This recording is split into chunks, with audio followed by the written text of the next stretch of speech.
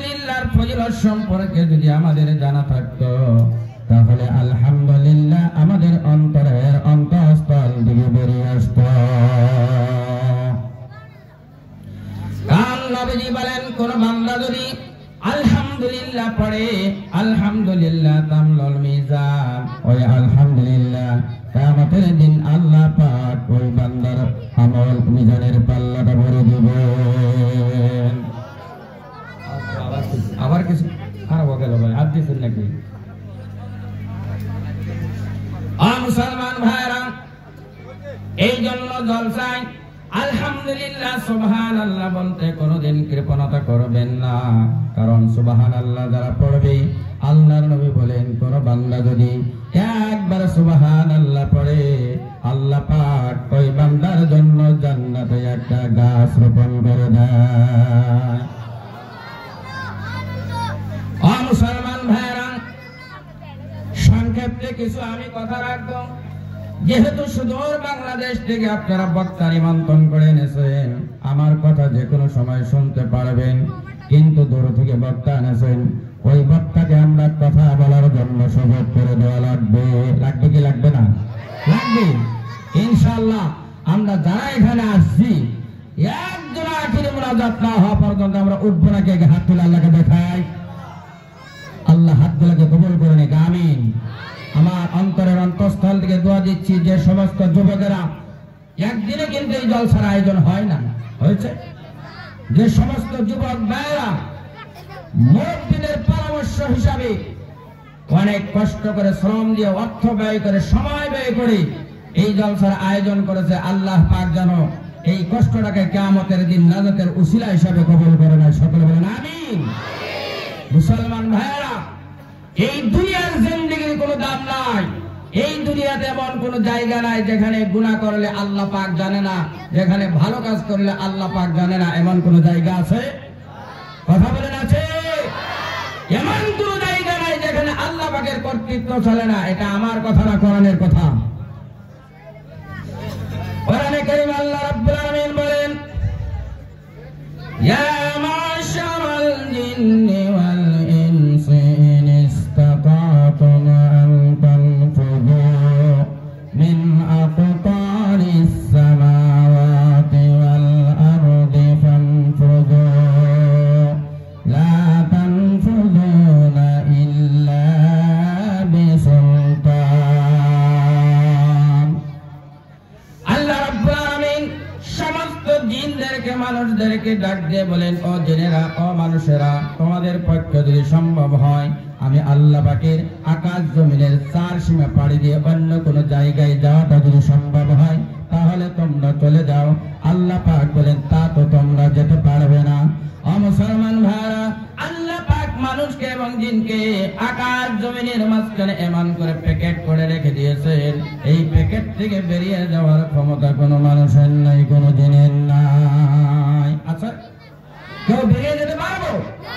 কেউ বেরিয়ে যেতে পারবো না। যেহেতু ভাই মাতরম, দোস্ত, বুজুর্গ, আল্লাহর কর্তৃত্বের বাইরে আমরা কেউ যেতে পারবো না। সুতরাং আল্লাহ নারাজ হয়ে যায়, আল্লাহ রাসূল সন্তুষ্ট হয়ে যায়, এমন কাজে নিজেকে ব্যস্ত করা, নিজেকে খরচ করা যাবে না। ঠিক না ঠিক? কারণ কিয়ামতের দিন সমস্ত আমল সম্পর্কে মহান আল্লাহ পাকের দরবারে হিসাব দিতে লাগবে। কোরআনে কারীম আল্লাহ রাব্বুল আলামিন বলেন, ইযা ইয়াতালাক্কাল মুতালাক্কিয়ানি আনিল ইয়ামিনি ওয়া আনিশ শিমালি কাঈদ মা ইয়ালফিযু মিন কাওলিন ইল্লা লাদাইহি রাকীবুন আতীদ। আল্লাহু আকবার। আল্লাহ রাব্বুল আলামিন বলেন, আল্লাহ পাক বান্দার ডানে এবং বামে দুইজন নিয়ন্ত্রণকারী ফেরেশতা নিয়োগ করে রেখেছে। আল্লাহ পাক বলেন, বান্দা এমন কোন কথা বলতে পারে না ওই ডানে এবং বামে বসে তাকে ফেরেশতার কাছে করা হয় না। এই জন্য মুসলমান ভাইয়ের, আমার বন্ধুগণ, আমরা যাই করি যাই বলি দুনিয়ার কেউ জানে না আমরা তো মনে করলাম গোপনে গুনাহ করলাম, গোপনে অপরাধ করলাম, দুনিয়ার কেউ দেখলো না, কেউ শুনলো না। কিন্তু আল্লাহ পাক ডাক দিয়ে বলেন, বান্দারে, কোন বান্দা এমন কোন কথা বলতে পারে না যাও আমার নিয়ন্ত্রণকারী ফেরেশতার কাছে রেকর্ড হয় না। এই জন্য মুসলমান ভাইরা দিলের ভিতরে বিশ্বাস আনতে হবে, যতই গোপনে গুনাহ করি দুনিয়ার কেউ যদি না দেখে, দেখে কে? কথা বলেন, দুনিয়ার কেউ যেটা না শুনে, শুনে কে? এই জন্য আমার বন্ধুগণ, দিলের ভিতরে আল্লাহর ভয়কে স্থান দিতে হবে। আল্লাহকে ভয় করে নিজেকে গুনাহের কাছ থেকে দূরে রাখতে হবে। আল্লাহর ভয় যদি দিলের ভিতরে থাকে, কেমন করে গুনাহের কাছ থেকে দূরে থাকা যায়? একজন যুবকের কথা আমার মনে পড়ে গেল। একজন সুন্দর বড় বয়সের যুবক বাড়িতে একা একা থাকে, আর বাড়িতে শুধুমাত্র একটা রুম, এক রুম ছাড়া আর কোনো রুমের ব্যবস্থা নাই।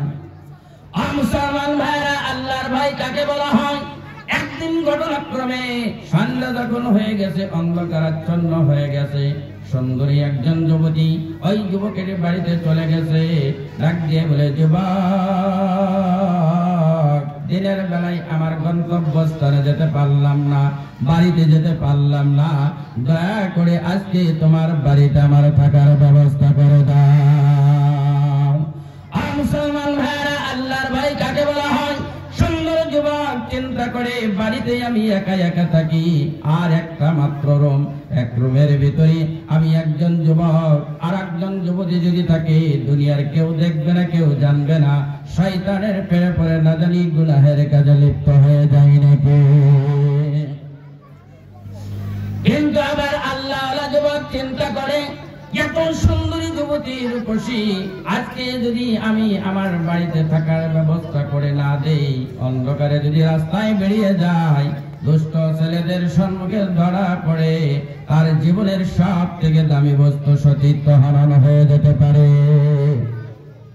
এইভাবে আল্লাহওয়ালা যুবক ওই সুন্দরী রূপ যুবতীর জন্য নিজের রুমের ভিতরে এক কোণায় বিছানার ব্যবস্থা করে দিয়েছে। ও মুসলমান ভাইরা, আল্লাহর ভয় কাকে বলা হয়? রাত যখন হয়ে গেছে, শয়তান এবার যুবকের মনের ভিতরে প্রবঞ্চনা দেয়, ও যুবক, এই তো সুযোগ পেয়ে গেছো, তাড়াতাড়ি করে তোমার মনের আশা পূরণ করে নাও, দুনিয়ার কেউ দেখবে না, কেউ জানবে না, ওই যুবতীর সঙ্গে তোমার মনের আশা পুরা করে না। আল্লাহ যুবক এবার আল্লাহকে ভয় করে, চিন্তা করে, আমি যদি সুযোগ পেয়ে এই সুন্দরী যুবতীকে একা একা অবস্থায় পেয়ে মনের চাহিদা পূরণ করে নেই, জিনায় লিপ্ত হয়ে যায়, আর কিয়ামতের দিন যদি আল্লাহ পাক এই জিনার জন্য জাহান্নামের ফয়সালা করে দেয়, জাহান্নামের আগুন নাকি এই দুনিয়ার আগুন থেকে অনেক কষ্টকর, সাধারণ পরীক্ষা করে দেখি এই দুনিয়ার সাধারণ আগুনের তাপ সহ্য করতে পারি কি পারি না। জাহান্নামের আগুনের কথা মনে করে একটা বাতি জ্বলাচ্ছে, বাতির আগুনের উপরে তার হাতের আঙ্গুল ধরে, আঙ্গুল জ্বলে গেছে, শোষা পেড়ে গেছে, পানি বের হয়ে গেছে। আল্লাহওয়ালা যুবক এবার চিন্তা করে আর আল্লাহর কাছে তওবা করে, রব্বুল আলামিন, শয়তানের প্রবঞ্চনা থেকে তুমি আমাকে বাঁচাও। এই শয়তানের কথা মতো সুন্দরী যুবতীর সঙ্গে যদি আমি জিনায় লিপ্ত হয়ে যাই, আর কিয়ামতের দিন যদি জাহান্নামের ফয়সালা হয়ে যায়, আল্লাহ গো, এই আমার চামড়া মাংস হাড়ের শরীর দিয়ে জাহান্নামের আগুনের তাপ আমি সহ্য করতে পারবো না। রাত যখন আধা হয়ে গেছে, আবার শয়তান মনের ভিতরে প্রবঞ্চনা দেয়, যুবক, তাড়াতাড়ি করে মনের আশা পুরা করে নাও, এই তো রাত শেষ হয়ে যাচ্ছে। যুবক এবার আল্লাহকে ভয় করে ওই বাতির আগুনের উপরে আবার হাতের দ্বিতীয় আঙ্গুল ধরে, আঙ্গুল ধরে আবার ঠোসা বেড়ে পানি বের হয়ে যায়। আর মুসলমান ভাইরা এরকম করে যখন সকাল হয়ে যাবে, অবস্থা হয়ে গেছে, শয়তান এবার শেষবারের মতো তাকে ধোঁকা দিচ্ছে, প্রবঞ্চনা দিচ্ছে, আর মনের ভিতরে এই রকমের প্রতারণা দিছে, ও যুবক, তাড়াতাড়ি করে মনের আশা পূরণ করে নাও, এই তো সকাল হয়ে যাচ্ছে, সকাল হলেই তো আর তোমার সম্মুখ থেকে সুযোগ চলে যাবে।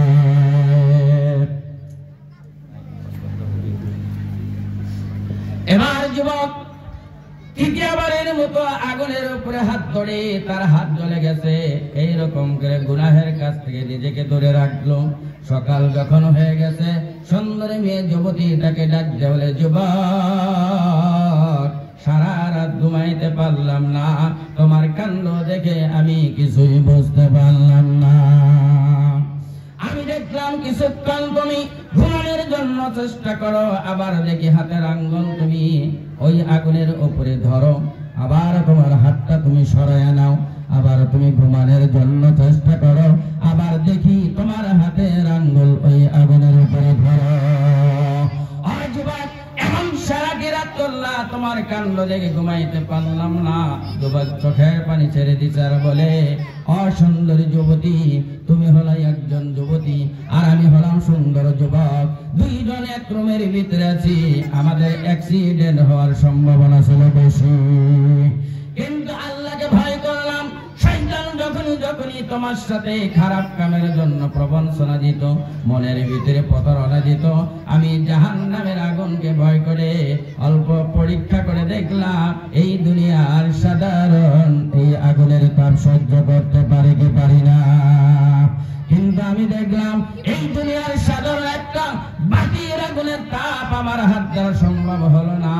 এবার চিন্তা করলাম, তোমার সঙ্গে যদি জিনায় লিপ্ত হয়ে যায় আর আল্লাহ পাক যদি জাহান্নামের ফয়সালা করে দেয়, আমার এই চামড়া হাড্ডি মাংসের শরীর দিয়ে কিয়ামতের দিন জাহান্নামের তাপ আমি সহ্য করতে পারবো না। অযুবতী, এইরকম করে আল্লাহকে ভয় করে তোমার সাথে খারাপ কাজে লিপ্ত হওয়ার থেকে আমি বেঁচে গেলাম। সুবহানাল্লাহ। এরকম করে যদি আল্লাহকে ভয় করা হয়, ওই বান্দার দ্বারা যখন ক্ষেত কামারে চাষাবাদ করতে যাবে আলি ফেলতে পারবে? কথা বলেন, আলি ফেলতে পারবে? দোকানে যখন চাউল দেবে, সবজি দিবে, ওজনে কম দিতে পারবে? বলেন পারবে? পারবে না, কারণ তার দিলের ভিতরে কার ভয়? আওয়াজ করে বলেন, আল্লাহর নাম নিলে সমস্যা আছে? তার দিলের ভিতরে কার ভয়? আল্লাহর ভয়। আল্লাহর ভয় যদি কারো দিলের ভিতরে থাকে, তাহলে ওই মানুষটা সদা সর্বদা সর্বাত্মক গুনাহের কাছ থেকে দূরে থাকতে পারবে। সুবহানাল্লাহ। এই জন্য এক নম্বরে ওয়াজ দিলাম, যে কোনো কাজ করবেন, যে কোনো কথা বলবেন, আপনার মনের ভিতরে আল্লাহর ভয় থাকলে আমার এই কথাটাকে, আমার এই কাজটাকে কিয়ামতের দিন আল্লাহ পাক আমার সম্মুখে হুবহু উপস্থাপন করবে। কোন বান্দার কোন আমলকে কিয়ামতের দিন গোপনে রাখতে পারবে না। কোরআনে কারীম আল্লাহ রাব্বুল আলামিন বলেন, মা লিহাযাল কিতাবি লা ইউগাদিরু সাগীরাতাও ওয়ালা কাবীরাতান ইল্লা আহসাহা। আল্লাহ রাব্বুল আলামিন বলেন, কিয়ামতের দিন বান্দার হাতে যখন আমলনামা দেওয়া হবে, বান্দার সম্মুখে যখন তার কার্য বিবরণী পেশ করা হবে, বান্দা হতভম্ব হয়ে যাবে, বান্দা আশ্চর্য হয়ে যাবে।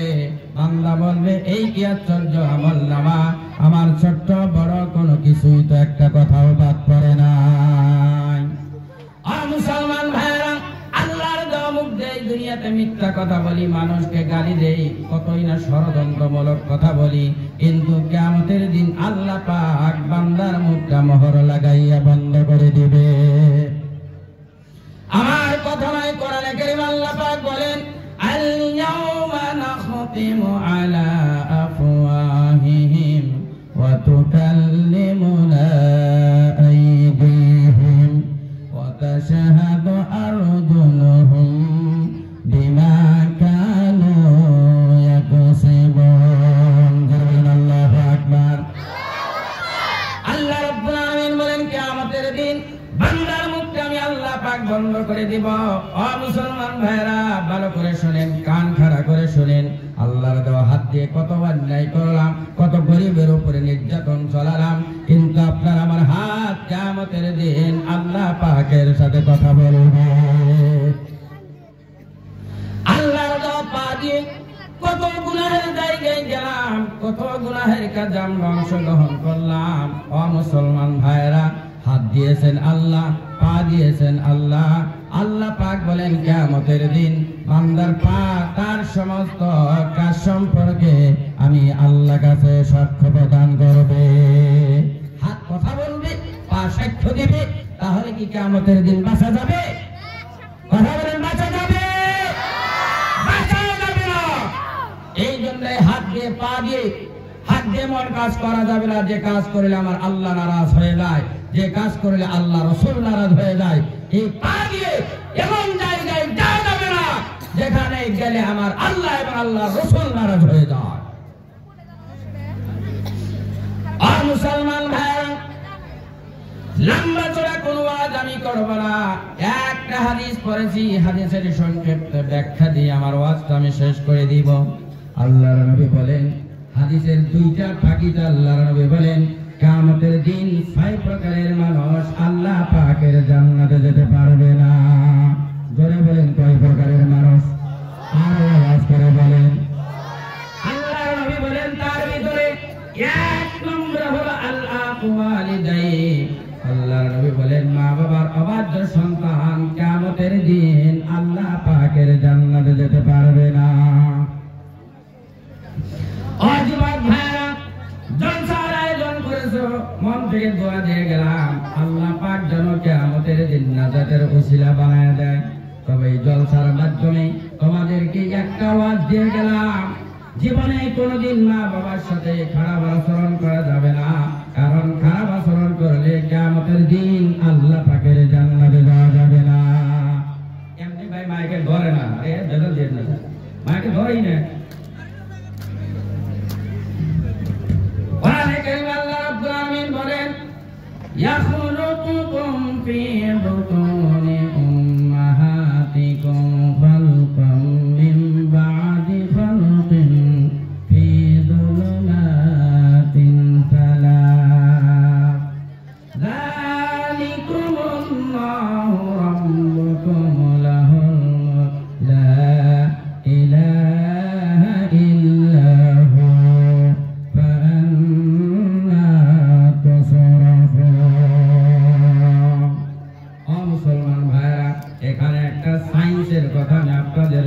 উপস্থাপন করব। শুনতে রাজি আছেন? বর্তমান জ্ঞানী গুণী শিক্ষিত যুবক ভাইরা, আজকে কোরআনের সামনে যারা কোরআন মানে নাই, কোরআনে গবেষণা করে কোরআনের সম্মুখে তারা মাথা নত করতে বাধ্য হয়ে গেছে।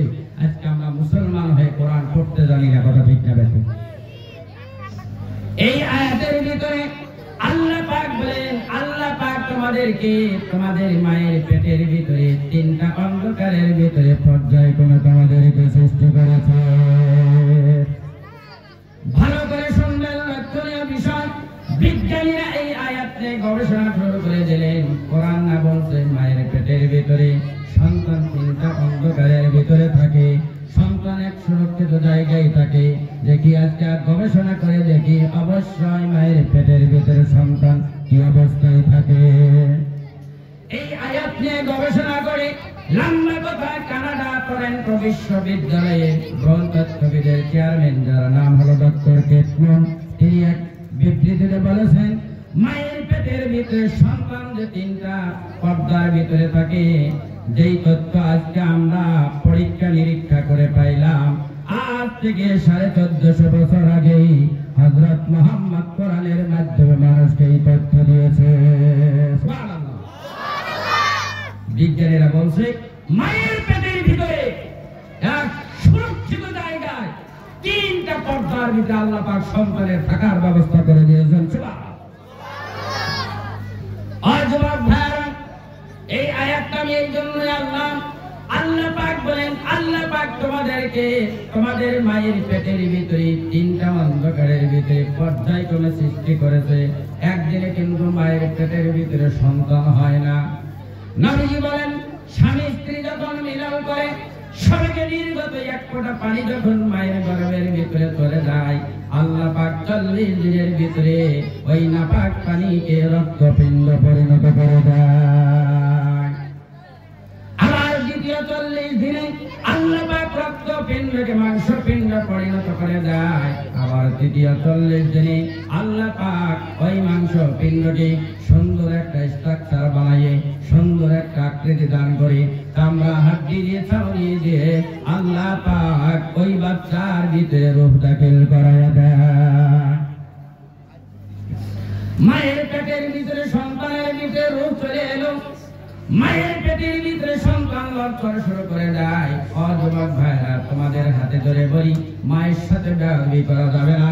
তুমি অল্প চিন্তা করে দেখো, তোমার মা আমার মা আমার জন্য তোমার জন্য কত কষ্ট করেছে। পেটের ভিতরে সন্তান লড়চড় করে, মা সারাদিন কাম কাজ করে, সন্ধ্যায় যখন খেতে বসবে পেটের ভিতরে সন্তান গর্ভবতী মা হাত দিয়ে সন্তান পেটের ভিতরে ঘুষা মেরে দেয়, পা দিয়ে সন্তান মায়ের পেটের ভিতরে লাথি মেরে দেয়। মায়ের তো তখন স্বাভাবিক অবস্থা থাকে না, এক অস্বাভাবিক অবস্থা বিরাজ করে, পেটের ভিতরে যন্ত্রণা শুরু হয়ে যায়। সারাদিনের ক্ষুধার্ত মা খানাটা রেখে এবার ক্ষুধার্ত অবস্থায় বিছানায় ঘুমাতে চলে যায়। যুবক ভাইরা, তাই তো নয়, মা যখন বিছানায় ঘুমাতে চলে যায় আবার পেটের ভিতরে সন্তান টর্চার করে হাত দিয়ে ঘুষা মেরে দেয়, পা দিয়ে লাথি মেরে দেয়। মায়ের এক অস্বাভাবিক অবস্থা বিরাজ করে। মা একবার উঠে একবার বসে, এমন অবস্থায় গর্ভবতী মা অনেক রাত পার করে দেয়, ঘুমের সাথে তার দেখা পর্যন্ত হয় না। যুবক ভাইরা, সেই মায়ের সাথে যদি বেয়াদবি করেছ, খবরদার, লম্বা কথা আমি বলতে পারবো না।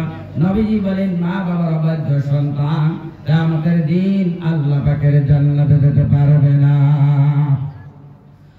যুবক ভাইরা, শুধুমাত্র তাই নয়, মা নিজের শরীরের তাজা রক্ত খরচ করে প্রবাহিত করে আপনাকে আমাকে পেটের ভিতর থেকে ডেলিভারি করেছে।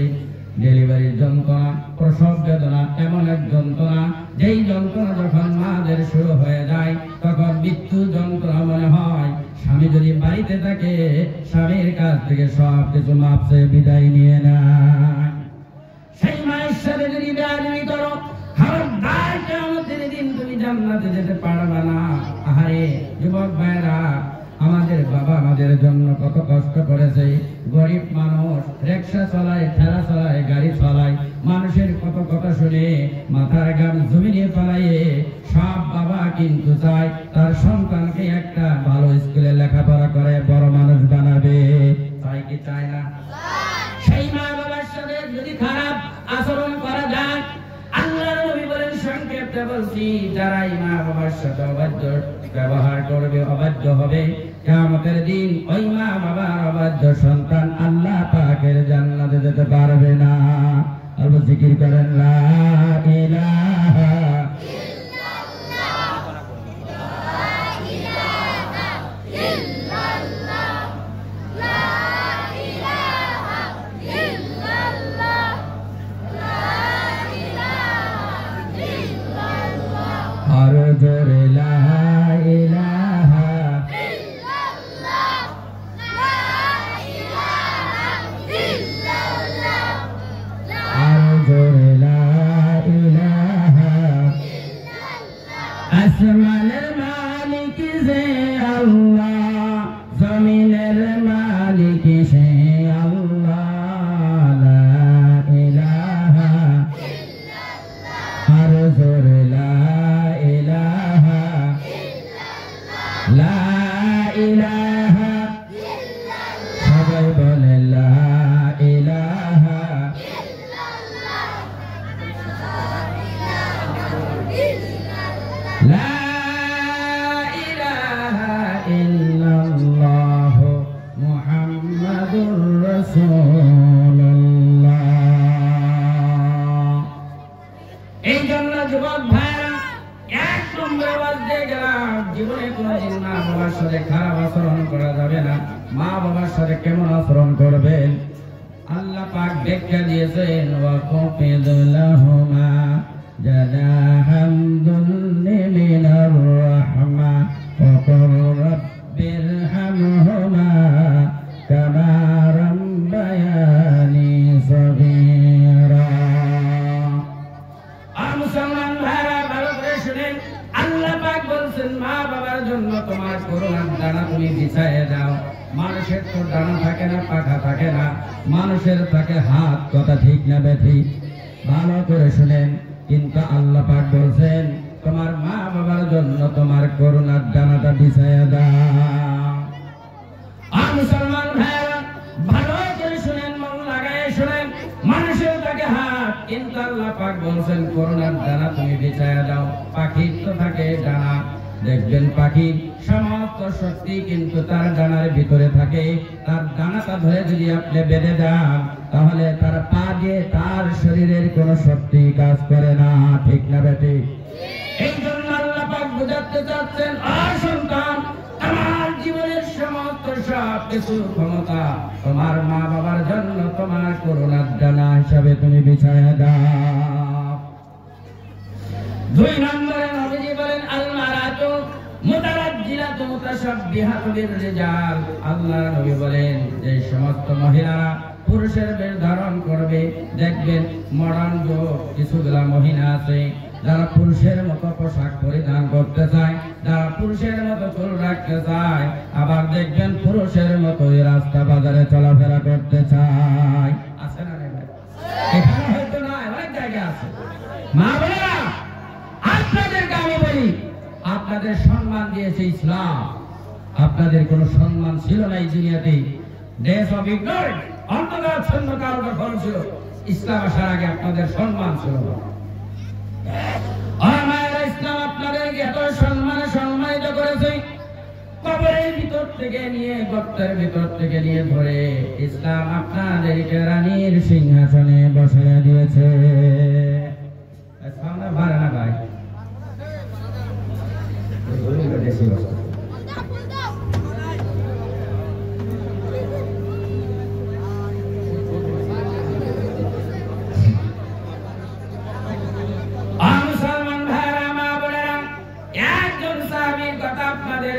আমি বলতে চাই, মা বোনদের কোনো সম্মান ছিল না, ইসলাম সম্মান দান করেছে। আল্লাহর নবীর এক সাহাবী যার নাম হলো দাহিয়া কালবি রাদিয়াল্লাহু তাআলা আনহু। দাহিয়া কালবি রাদিয়াল্লাহু তাআলা আনহু নবীর দরবারে হাজির হয়ে কান্দে আর বলে, ইয়া রাসূলুল্লাহ, এত বড় গুনাহ করেছি, আমার আল্লাহ পাক আমার জীবনের অপরাধগুলো maaf করবে। নবীজি বলেন, দাহিয়া, তুমি কলেমা পড়েছো, আল্লাহ পাক তোমার জীবনের গুনাহগুলো maaf করে দিবে। দাহিয়া কালবি কান্দা বলে, ইয়া রাসূলুল্লাহ, আমার জীবনে এত বড় বড় অপরাধ করেছি, আমার আল্লাহ কি আমার গুনাহগুলো maaf করবে? নবীজি জানতে চাইলেন, দাহিয়া কালবি তুমি কি করেছো? দাহিয়া কালবি কান্দা বলে, ইয়া রাসূলুল্লাহ, 5-7 বছরের জন্য আমি বিজনেসের জন্য সফরে যাব, ভ্রমণে যাব। ওই সময় আমার স্ত্রী ছিল গর্ভবতী অবস্থায়। যাওয়ার পূর্বে আমার স্ত্রীকে ওসিয়ত করে গেলাম, বিবিরে, আমি সফরে চলে যাব, তবে তোমার যদি কোনো মেয়ে সন্তান হয়, আমি স্বামী তোমাকে হুকুম করে গেলাম, ওই মেয়ে সন্তান জন্ম পাওয়া মাত্রই তাকে কবর খনন করে জিন্দা দফন করে দিবে। আর যদি ছেলে সন্তান হয়, লালন পালন করে বড় করবা। ইয়া রাসূলুল্লাহ, আমি সফরে চলে গেলাম, আমার স্ত্রী কন্যা সন্তান প্রসব করেছে, জন্ম দিয়েছে, মায়া লেগেছে। আমার মেয়েটা দেখতে আমার মতো খুব সুন্দর, আমার মেয়েটাকে উনি জন্ম পাওয়া মাত্রই দফন করে নাই, লালন পালন করে আমার মেয়েকে বড় করেছে। ইয়া রাসূলুল্লাহ, বাড়িতে আসলাম, 2 দিন পর 3 দিন পর্যন্ত আমার সম্মুখে মেয়েকে আসতে দেয় নাই, না জানি মেয়ের সাথে আমি কি আচরণ করি। 2-3 দিন পর একজন সুন্দরী মেয়ে আমার সম্মুখে এসে ডাকা শুরু করে দিয়েছে, আব্বা আব্বা বলে। আমি আমার স্ত্রীকে ডাক দিয়ে বললাম, বিবি রে, এইটা কার সন্তান আমাকে আব্বা আব্বা বলে ডাকে? এবার আমার স্ত্রী বলল, স্বামী গো, আপনার সন্তান, আপনার মেয়ে জামিলা আপনাকে আব্বা আব্বা বলে ডাকে। আমি আমার স্ত্রীকে বললাম, বিবি, আমি তোমাকে হুকুম করে গিয়েছিলাম, কন্যা সন্তান হলে তুমি জিন্দা দফন করে দিবি। স্ত্রী কান্দার বলে, স্বামী গো, এই যে সন্তানের দিকে তাকান, মেয়েটার নাক দেখতে আপনার মতো, কান দেখতে আপনার মতো, সব অঙ্গ প্রত্যঙ্গ দেখতে আপনার মতো খুব সুন্দর, মেয়েটার দিকে তাকাইলেই আপনার কথা মনে পড়ে যায়। মায়ের আগে তো আর এই জন্য দফন করতে পারি নাই। কিছু মহব্বত ধরে গেল, কিন্তু ঘর থেকে যখন বাইরে যাই মানুষের আমাকে নিয়ে তিরস্কার করে, ও দাহিয়া তুমি নাকি একজন মেয়ে জামিলার বাবা হয়ে গেছো। সমাজে মানুষের আমাকে অপমান করে, মনের ভিতরে বিরাট আঘাত লাগলো। একদিন বাড়িতে আসলাম, বিবিকে ডাক দিয়ে বললাম, বিবি রে, আজকে আমার মেয়েটাকে সুন্দর করে গোসল করাইয়ে সুন্দর কাপড় পরিধান করে দাও, আমার মেয়েটাকে বেড়াইতে আজকে তোমাদের বাড়িতে তার নানির বাড়িতে নিয়ে যাব। আমার স্ত্রী আমার কথা শুনে মেয়েকে সুন্দর করে গোসল করে দিয়ে সুন্দর কাপড় পরিধান করে দিয়ে আমার হাতে তুলে দিচ্ছি। আমার মেয়েকে আমি নিয়ে যাচ্ছি। আধা রাস্তায় যাওয়ার পর মেয়ে ডাক দিয়ে বলে, বাবা গো, কতদিন মায়ের সাথে নানির বাড়িতে গেলাম, কোনদিন তো মা এই রাস্তা দিয়ে নানির বাড়িতে যায় না। দাহিয়া কালমি কান্দার বলে, ইয়া রাসূলুল্লাহ, আমি কিছুই বুঝতে দিলাম না। নিতে নিতে পাহাড়ের পাশে নিয়ে গেলাম, গর্ত খনন করা শুরু করে দিলাম। গর্ত খনন করতে যখন মাটি আমার দাড়িতে লাগে, জামাতে লাগে, শরীরে লাগে, আমার কলিজার টুকরা মেয়ে জামিলা আর কচি কচি হাত দিয়ে আমার মাটিগুলা সাফ করে দেয় আর বলে, বাবা গো, এত কষ্ট করে আপনি কেন গর্ত খনন করেন? ইয়া রাসূলুল্লাহ, আমার মেয়ে তো জানে না আমি কার জন্য গর্ত খনন করি। ইয়া রাসূলুল্লাহ, গর্ত খননের কাজ যখন শেষ হয়ে গেল, আমার মেয়ের দুই হাত আমি শক্ত করে ধরে নিলাম, দুই হাত পিছন দিকে নিয়ে বেঁধে দিলাম। আমার কলিজার টুকরা মেয়ে জামিলা ডাক দিয়ে বলে, বাবা গো, আমার হাত কেন ধরেন, হাত কেন বাঁধলেন? ইয়া রাসূলুল্লাহ, কিছুই শুনলাম না। তার দুই পা বেঁধে নিলাম। এবার বাঁধার পর তাকে ধরে কবরে আমি এবার নিক্ষেপ করে দিলাম, গর্তের ভিতরে ফেলিয়ে দিলাম। তখন তো আমার মেয়ের আর বোঝার কোনো বাকি ছিল না। দুই হাত কর করে ডাক দিয়ে বলে, বাবা, বুঝতে পেরেছি আপনাকে আব্বা আব্বা বলে ডাকি, আপনার মনে সহ্য হয় না, মানুষেরা আমাকে নিয়ে আপনাকে তিরস্কার করে, আপনার সহ্য হয় না। বাবা গো, আপনি আমাকে মারবেন না, আপনার কাছে জীবন ভিক্ষা চাইলাম। আমি আপনাকে কথা দিলাম, এমন জায়গায় চলে যাব পৃথিবীর কেউ জানবেন আমি দাহিয়া কালবির মেয়ে জামিলা। দাহিয়া কালবি কান্দে আর বলে, ইয়া রাসূলুল্লাহ, আমার মেরাবে পূর্ণ বক্তব্য আমার এই পাষণ্ড হৃদয় স্পর্শ করলো না। বড় একটা পাথর নিলাম, ওই পাথর নিয়ে আমার মেয়ের বুকে যখন নিক্ষেপ করলাম, রক্ত পিঙ্কি মেরে বেরিয়ে আসছে। ওই সময় যে আমার মেয়ে জামিলা ডাক দিয়েছিল, বাবা, ইয়া রাসূলুল্লাহ, ওই ডাকের কথা এখন আমি বলতে পারি না। মনে হয় যেন আমার কলিজার টুকরা মেয়ে জামিলা এখনো আমার কানে এসে ডাকে, বাবা বাবা বলে। ইয়া রাসূলুল্লাহ, এত বড় অপরাধ করেছি, আমার আল্লাহ আমাকে মাফ করবে। নবীজি কাঁদতেছিলেন, চোখ দিয়ে পানি পড়ে, দাড়ি ভিজে ভিজে, বুক ভিজে ভিজে পড়ে। মা বোনেরা, আপনাদের এই ছিল সম্মান, কিন্তু ইসলাম আপনাদেরকে কত সম্মানে সম্মানিত করেছে। নবীজি বলেন, কোন মানুষের যদি দুইজন মেয়ে থাকে আর ওই লোকটা যদি দুই মেয়েকে লালন পালন করে, সুশিক্ষায় শিক্ষিত করে, সৎ পাত্রস্থ করতে পারে, এই দুই আঙ্গুল দিয়ে ইশারা করেছেন, ওই দুই কন্যার বাবা আমি নবীর সঙ্গে জান্নাতে এমন অবস্থায় থাকবে। শুধুমাত্র তাই আপনাদের কত সম্মান। একজন মেয়ে যখন মায়ের পেটের ভিতর থেকে দুনিয়াতে আসে, যতদিন পর্যন্ত তার বিয়ে হবে না, ততদিন পর্যন্ত তার সমস্ত খরচের দায়িত্ব আল্লাহ পাক তার বাবার উপর ফরজ করে দিয়েছে, যাতে ওই মেয়েটার ইজ্জতে আব্রুতে কোনো আঘাত না আসে। আমার যখন বিবাহ হয়ে যাবে, তারপরেও যাতে তার সম্মানে কোনো আঘাত না আসে, এই জন্য একজন স্ত্রীর সমস্ত খরচের দায়িত্ব আল্লাহ পাক স্বামীর উপর ফরজ করে দিয়েছে। আমার আপনাদের কত সম্মান। শুধুমাত্র তাই নয়, বিবাহের পর পবিত্র সম্পর্কের মাধ্যমে যদি সন্তানের মা যখন হয়ে যাবে, তখন তার মাদের সম্মান আর দুনিয়াতে রইল না। কারণ আল্লাহর নবী বলেন, সন্তানের জান্নাত হলো তার মায়ের পায়ের তলে। ও মায়েরা, এত সম্মানিত করেছে ইসলাম আপনাদেরকে, তারপরে আপনারা পর্দা করেন না। খবরদার শুনে নেন, ভালো করে শুনে নেন, কান খাড়া করে শুনে নেন। এই শালীন পোশাক পরিধান করাটাই হলো আপনার সতীত্বের সব থেকে বড় সিকিউরিটি। শালীন পোশাক পরিধান করে রাস্তায় বের হবেন, যদি আপনি মেয়ে হন, সুন্দরী যুবতী মেয়ে হন, যুবকেরা যখন দেখবে শালীন পোশাক দেখা মাত্রই আপনাকে নিজের বোনের সম্মানিত করবে, ঠিক না? শালীন পোশাক যদি পরিধান মা বোনেরা না করে, পশ্চিমাদের পোশাক ৮-৭, আমেরিকা, কানাডা, ফ্রান্স, সুইজারল্যান্ড, সেখানে তো চাওয়া যায় না ভাই। আমি একবার আমার চাচা শ্বশুরের সাথে গিয়েছি সাউথ আফ্রিকা, 2 দিন একসঙ্গে। যার পর মনে মনে ভাবলাম আল্লাহ পাক যে বলেছেন মারাজাল বাহরাইনি ইয়ালতাকিয়ান বাইনাহুমা বারযাখুন লা ইয়াবগিয়ান।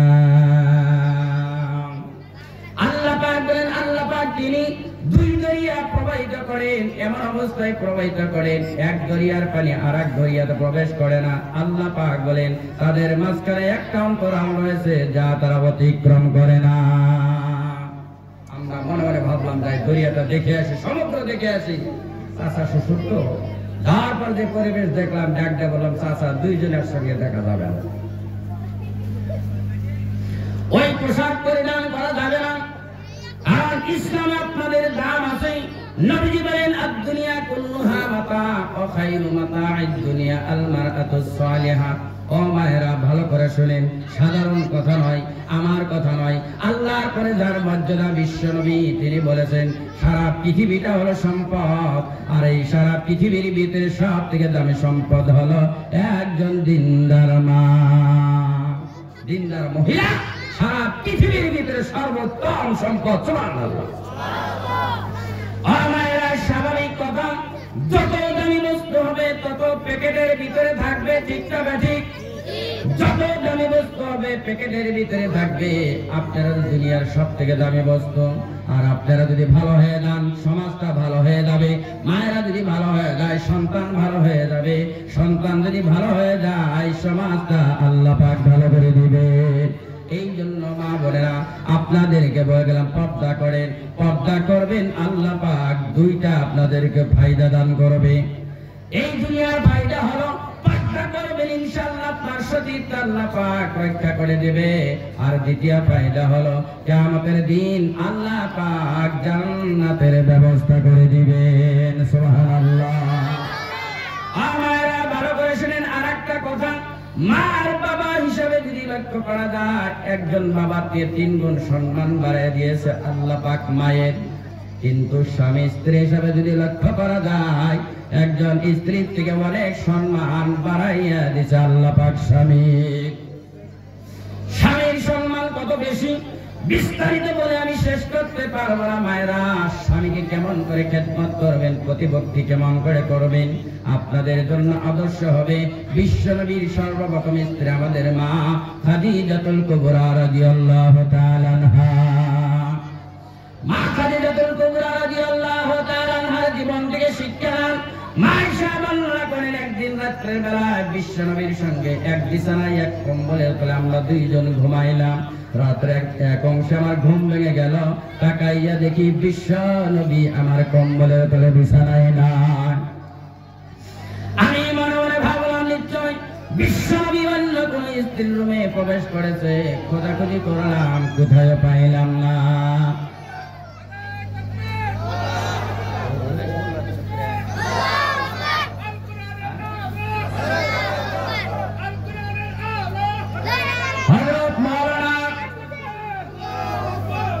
মুফতি আবুল কালাম সাহেব নারে তাকবীর, নারে তাকবীর, নারে তাকবীর, নারে তাকবীর। আবুল কালাম সাহেব